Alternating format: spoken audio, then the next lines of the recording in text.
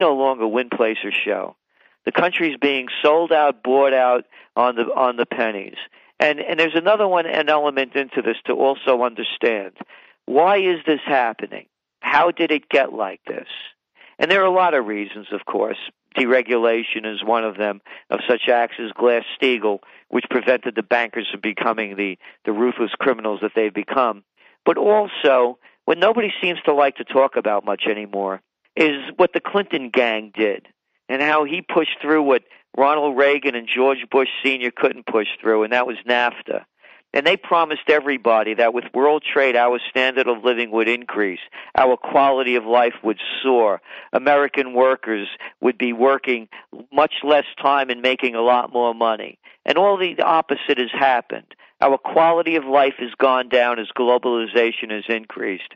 We've become slaves and serfs to the corporate oligarchs, and it's only getting worse unless the trends change. I want to move on to your predictions for 2010 because we could spend a whole show on what you and I were just talking about, and we have in the past. But what about your predictions? I want to start off with terrorism, right? Because you made this prediction. Again, we're going to see more terrorism in 2010.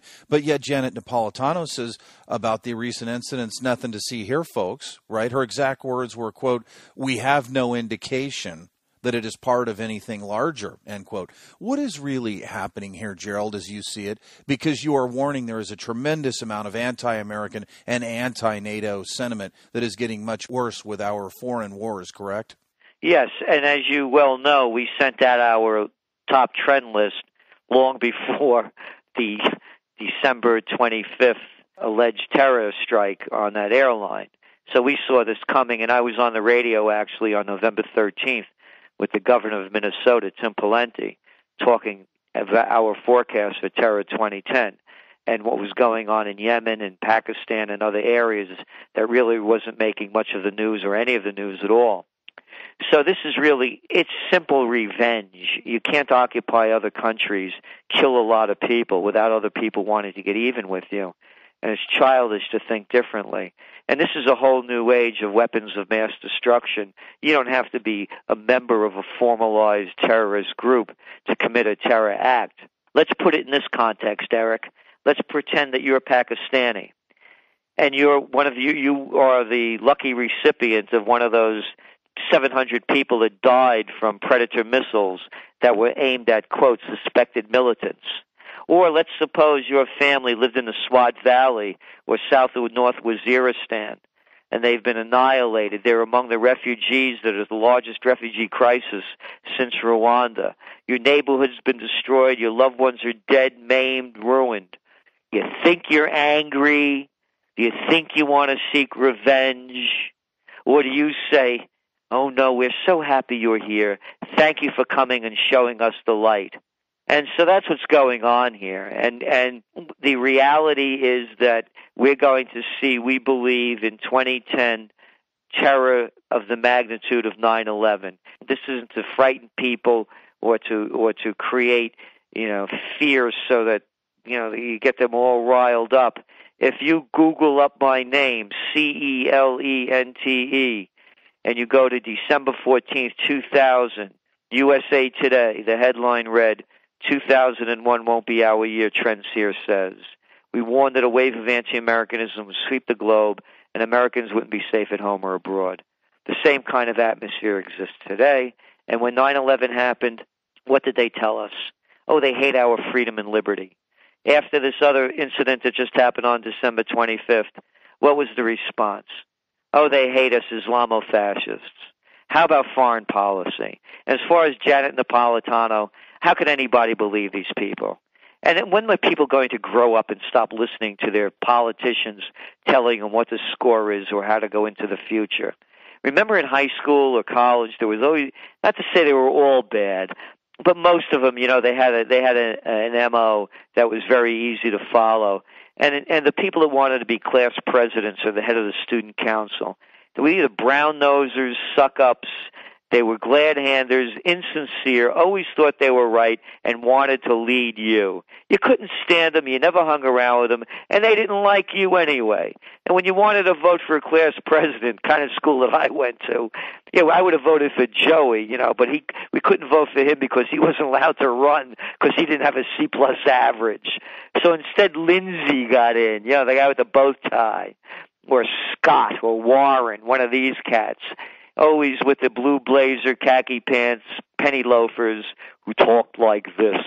Well, these are the people that are now telling us what to do and how to do it. These are the people that know better than you or I.